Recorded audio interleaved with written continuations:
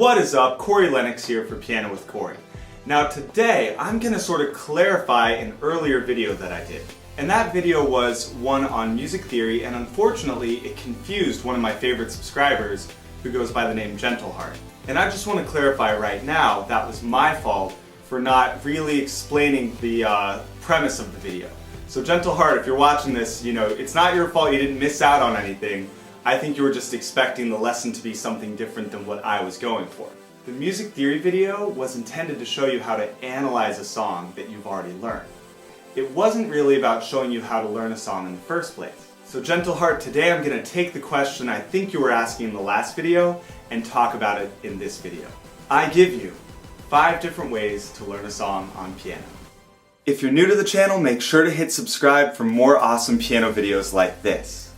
The first way to learn a song is the way most pianists think about, and that is through sheet music.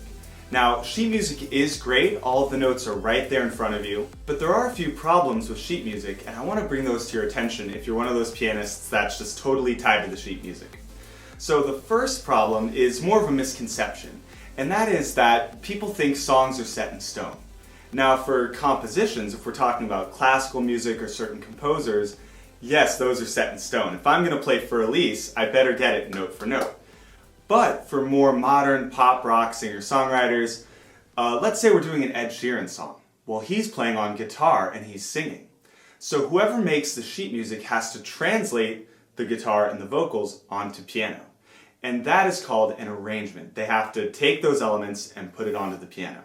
So for sheet music, the arrangement might be too easy. It might be too hard for you, it might just be an arrangement you don't like or that doesn't sound very good. So with sheet music, all that to say, you're at the mercy of whoever wrote the arrangement or whoever transcribed the sheet music. The other problem, and those of you who are tied to sheet music are going to know exactly what I mean when I say this, the other problem is that you might not be able to find sheet music for it. You could be scouring the internet and saying, oh, does anyone have sheet music for this?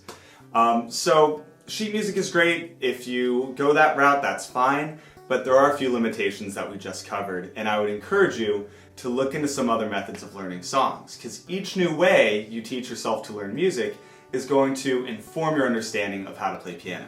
So with that said, let's go on to number 2, the second way to learn a song. The second way to learn a song is through a tutorial, and this could refer to either synthesia videos with all the scrolling notes. It could refer to an overhead video where a pianist is showing you note for note what to play on the piano. I don't know what that was. But basically it has the same pitfalls as sheet music, which is you're at the mercy of the synthesia video or of the, whoever's making the tutorial. So it's okay. It actually has one more drawback, which is that you're not exercising your sight reading ability. If you don't care about learning sheet music, that's fine. But if you do want to get better at sight reading, this isn't going to really help your progress. As a matter of fact, it can hold you back if you become too reliant on seeing someone play the song or hearing the way it sounds on a synthesia video. When you sit down in front of sheet music, that is its own skill, and that's one that needs to be practiced. So just be aware, if you care about sheet music, don't get over-reliant on tutorials. The third way to learn a song is with a piano teacher. Now this might at first glance seem sort of like the tutorial method. After all, you're learning from somebody. But the difference is, this is a very big factor, you're learning with someone in person, or at least on Skype if you're doing a Skype lesson, so you can tell that person if a certain thing is too hard or if it's too easy, if you don't like the sound of it. So when I'm working with my students, I'll give them options. I'll say, would you rather play the chord this way or is this way more comfortable? And they'll weigh in, they'll say, oh yeah, I like that second way, I'd rather do that. And as a piano teacher, they're going to know your skill level so they can tailor the song directly for you. And I feel like I should mention at this point that I am available for piano lessons, and I do them via Skype, so anywhere you are in the world, we're good, we can work together, and I can make some arrangements of songs for you, I can teach you proper technique, whatever you want to work on, we can do. So shoot me an email, I'm going to drop it in the description and in the pinned comment for the video. The next way to learn a song on piano is my brother's personal favorite, and this is Lookup Chords online. Now, this one is sort of a half way to learn it, because what looking up chords will do is give you essentially the backing of your song, but it won't give you the melody. So if you want to use this method, you essentially have to sing.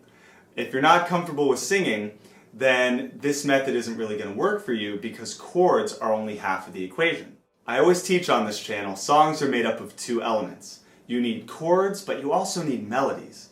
So if you look up chords, singing the melody is going to be great because then you just sing over it. If you're not comfortable with singing, then you're essentially missing half the equation. You know, if I just played these chords, what song is that? It's impossible to tell. It could be any number of different tunes. So again, this is sort of a halfway to learn a song, but I wanted to include it in the video because if you are a singer, then this is so much easier than learning the melody on the right hand and finding out how to sync it up between both of your hands. At this point, let's do a brief recap of everything we've learned so far. The first way to learn a song is with sheet music. The second way is with a tutorial. The third way is with the piano teacher.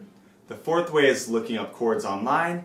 And the fifth way, this is my favorite, is learning songs by ear. Now, needless to say, this is a learned skill. But I think the problem, or the misconception a lot of people have, is that it's hard.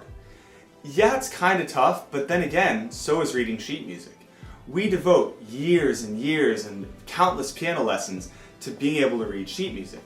Well, with playing by ear, it's the same thing. Yeah, maybe it'll take a few years to develop the skill, but once you develop it, it gives you so many advantages.